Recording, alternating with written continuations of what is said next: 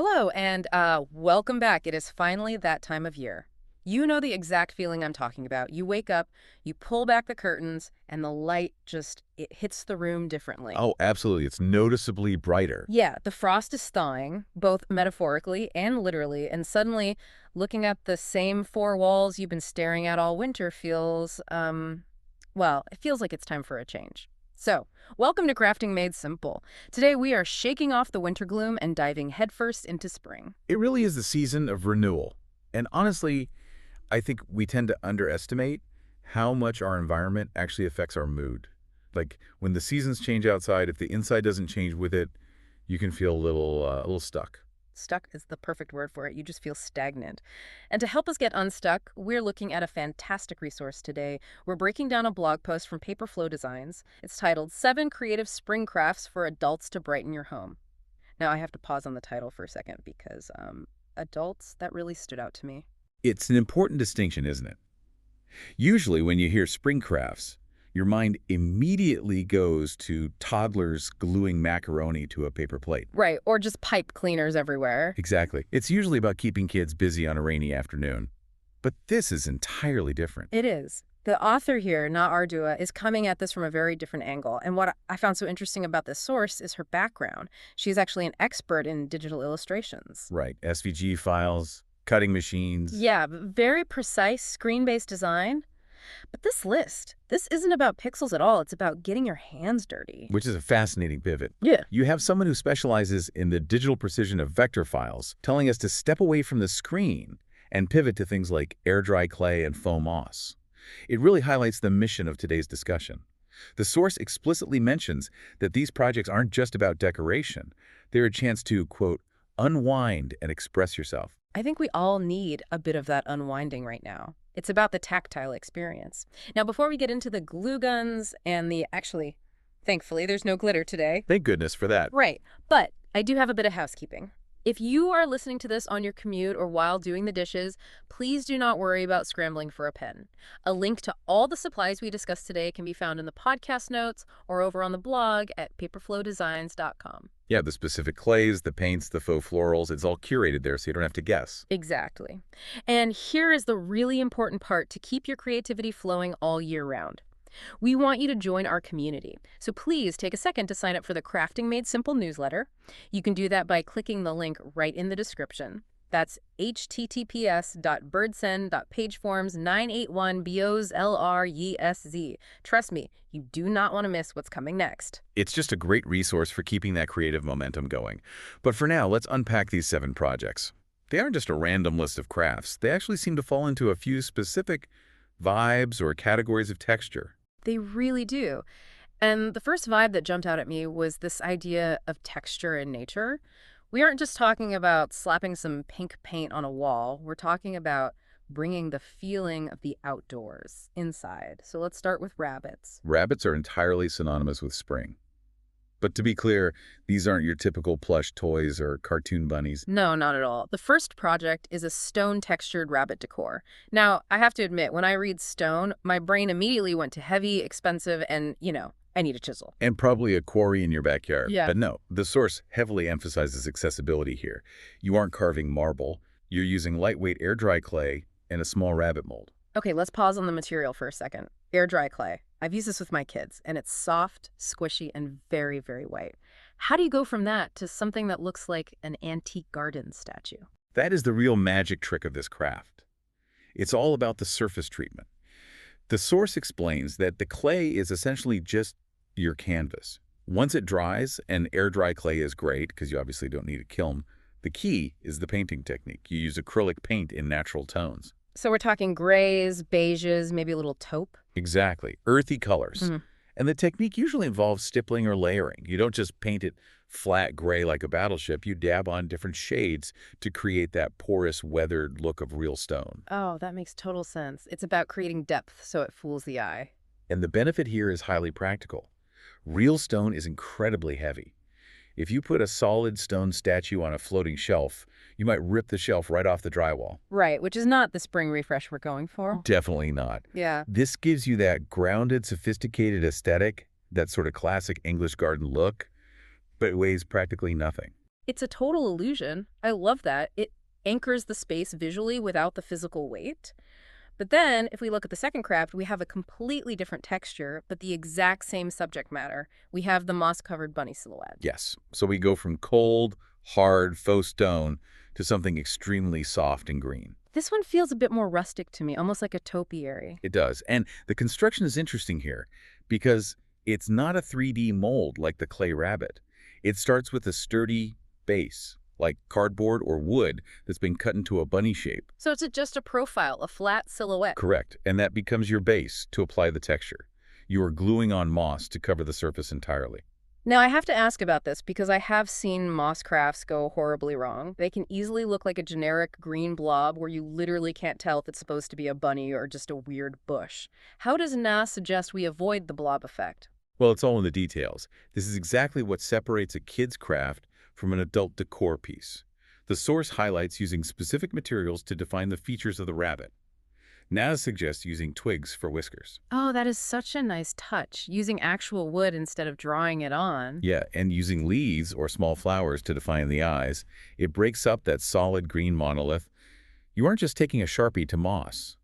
You're using nature to create the face. It sounds almost like you're out foraging for the features. In a way, yes. It Uh, creates a beautifully organic look. And there is an option mentioned to add a bow for a finishing touch if you want it to feel a bit more dressed up.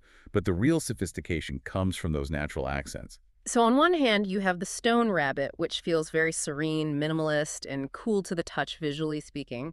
And on the other, you have this moss bunny, which is just bursting with life and fuzziness. It's a wonderful contrast. One mimics the earth, the geological side of spring. The other mimics the growth, the biological side. But both are bringing those outdoor elements inside, which is the core of spring decorating. Okay, moving away from the wildlife for a moment, let's talk about the overall aesthetic. There is a definite farmhouse vibe running through the middle of this list. Oh, You heavily. know that look? Rustic, lived in, charming, maybe a little bit of chipped paint. Absolutely. The farmhouse style is fascinating because it relies so heavily on utilitarian objects being repurposed for beauty. It's about buckets, crates, galvanized metal things that used to be strictly for manual labor, now being used for style. Which brings us perfectly to project number 3, the hanging lavender bucket. This is classic simplicity. It is minimalist farmhouse at its absolute best. It really is. The setup is straightforward. You take a small metal bucket, you fill it with lavender, and then you hang it. But the source makes a very specific point about the lavender itself, Yes, the strong recommendation is to use faux lavender. which I fully support. Have you ever actually tried to keep dried lavender in a house? It is a complete nightmare. It shatters if you look at it wrong. You end up with purple dust everywhere. And live lavender needs so much direct sun that unless you literally live inside a greenhouse, it's going to die on you. Exactly. So using faux lavender here is a very smart design choice. It keeps that vibrant purple color, which is very visually calming, but without the mess. And the source does mention adding other colorful flowers to the mix if you want, but the lavender is really the star. And what about the display? Because it's not just sitting on a console table. No, and that's key. The source notes using twine or a sturdy hook to hang it. The text specifically points out that this works for a cheerful touch both indoors or outdoors. I can visualize that perfectly on a front porch column or even in a kitchen near a window. Yeah. It draws the eye up. It uses vertical space. It does. It adds a bit of charm to spaces that might otherwise just be empty walls. Now, if the bucket is for the wall, the next project is definitely for the table. We have the mini faux carrot crate planter. This one is incredibly visual. It paints such a clear picture of a mini garden. It's so adorable. You start with a small wooden crate, again, very farmhouse. And you fill with faux moss to act as your soil. But instead of flowers, the crop here is carrots. Plastic or foam carrots arranged upright. It's like a tiny, clean vegetable patch right on your coffee table. But I feel like if I just stuck some foam carrots in a box, it would look kind of stiff. It would look like a grocery store display. And this is where the expert, Ardua, provides a really crucial design tip. She points out that you need to add a pop of greenery. What does that mean in this specific context? Specifically, she mentions trailing ivy or small faux plants. You intersperse these in and around the carrots. Oh, that's the pro tip right there. It is. Think about how things actually grow in nature. They aren't perfect rows in a wooden box. Things spill over the side. That trailing ivy gives it a lush, organic look, It softens the hard, straight edges of the crate. It makes it feel overgrown, but in a highly curated way. Exactly. It bridges the gap between the artificial carrots and the wooden box, tying it all together into one cohesive centerpiece. So we've had stone, moss, metal, and wood. We really are running the gamut of textures here. But now let's soften things up even more. We are moving into what I'm calling the color and softness section of our discussion. This is where we transition from the rustic work materials to the whimsical comfort materials. And nothing says whimsical comfort quite like project number 5, the bunny pom-pom wreath. This is a major tactile shift. We are moving to yarn. White yarn, specifically. The instructions are to make fluffy pom-poms and glue them in a circle on a foam wreath. There is something very meditative about making pom-poms. It's repetitive, it's soft, it fits that unwind mission we talked about perfectly. It really does. And structurally, it's interesting. We are revisiting the bunny theme again, but think about the difference. The stone rabbit was solid and cold. The moss bunny was textured and natural. This wreath is essentially a cloud. It's a soft focus piece. And to turn a simple circle of white fluff into a rabbit, you add the character elements. The source mentions felt bunny ears, a bow, and faux flowers. It feels very playful. It is. It's a character piece. It's the kind of thing that makes you smile when you walk past it because it's just so undeniably cute. It doesn't take itself too seriously. Totally. Now, if the wreath is soft and fuzzy, the next project is smooth and pastel. Project number 6 is pastel painted mason jars. You know, you cannot legally have a crafting list without mason jars. I'm pretty sure that's a rule. It is the absolute law of the crafting world. But the source emphasizes simplicity here. It's a fun and simple way to bring those spring vibes in. But simple doesn't mean you skip the prep. The source is very specific about cleaning the jars thoroughly first. Why is that step so important? Oils. The oils from your hands or just everyday dust on the glass will literally stop the paint from sticking. If you want that smooth, professional finish, you have to scrub them first. Then, use a brush or spray paint to apply the pastel paint. Pastels are basically the unofficial palette of spring. Soft pinks, baby blues, mint greens. It reflects the blooming flowers outside. Once they are completely dry, you fill them with fresh or faux flowers. But there is an interesting contextual note in the source here that I think elevates this project beyond just a jar on a table.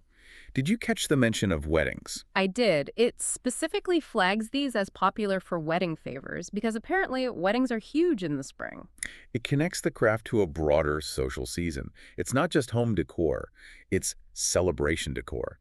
It implies that you can bring that level of event styling into your everyday life. That's a great point. A row of these down the center of a dining table would look beautiful for a bridal shower or, frankly, just for a nice Tuesday breakfast. Why not? It brightens the room instantly. And finally, we have one more project to welcome people into that space. We've done the table, the shelf, the wall. Now we need some curb appeal. Project number 7, the carrot-themed door hanger. We are back to the carrots. We simply cannot escape the root vegetables today. But this isn't a tiny wooden crate display. This is large scale. The source describes crafting a large carrot shape using orange burlap or felt. I want to talk about the material choice there. Burlap. Why burlap? Burlap is a fantastic choice for a door hanger. First of all, it's highly durable. It can withstand a door opening and closing constantly. But visually, it has that rough, natural weave. It mimics the texture of a vegetable pulled straight from the earth.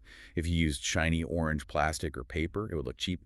Burlap gives it that rustic, farmhouse integrity. That makes a lot of sense. And you don't just leave it as a flat orange triangle, right? No, that would be a bit abstract. You fill the shape, essentially making a cornucopia out of it, with cheerful faux flowers and greenery just sprouting out of the top. So it's bursting with life. And you hang it with a simple twine loop. It's a very welcoming symbol. It essentially says spring is here before you even open the front door. It sets the tone for the whole house. So we have covered 7 incredibly different projects. We've unpacked a lot of materials here today. We really have. If we step back and look at the big picture, the variety provided by Paperflow Designs is quite impressive. We've discussed clay, wood, yarn, metal, glass, felt, and moss. It's a whole hardware store haul. It essentially is. But think about the why we discussed at the very beginning. These are easy DIY crafts. The primary goal is accessibility. That stood out to me too. Even though No Ardua is this digital art pro, She isn't asking us to buy a 3D printer or a laser cutter for these. She's recommending air dry clay. In fact, the source even references another post on her site about easy air dry clay projects for beginners. She genuinely wants us to succeed. Exactly. It's about lowering the barrier to entry.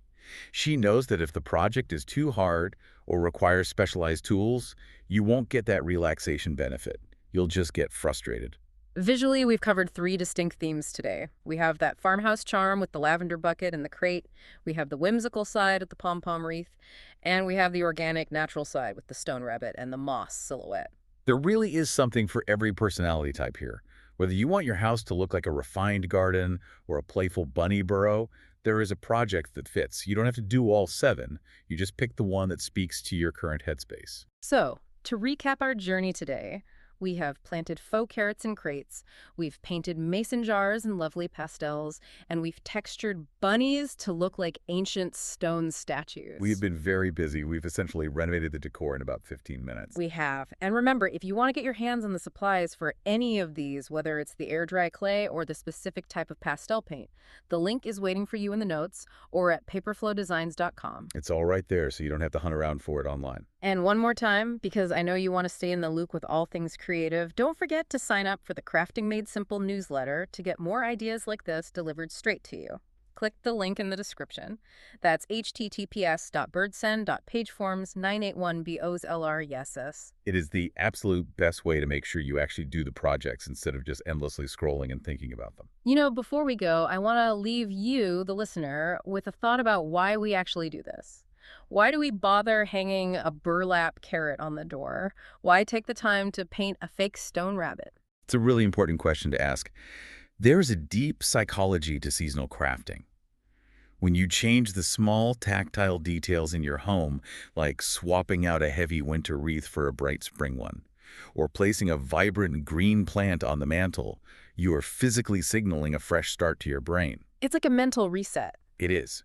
Just as much as spring cleaning clears out the literal dust, spring crafting brings in the new energy. It tells your mind that the cold, dark days are officially over and growth is happening. It's a very tangible, physical form of optimism. I love that phrase. Crafting as optimism. That is a beautiful way to put it and a great note to end on. It's good for the home, and it's definitely good for the head. Well, on that positive note, we're going to wrap up today's Crafting Made Simple. Thank you so much for joining us and exploring these ideas. Go get some clay, get some paint, and we will see you next time. Happy crafting, everyone!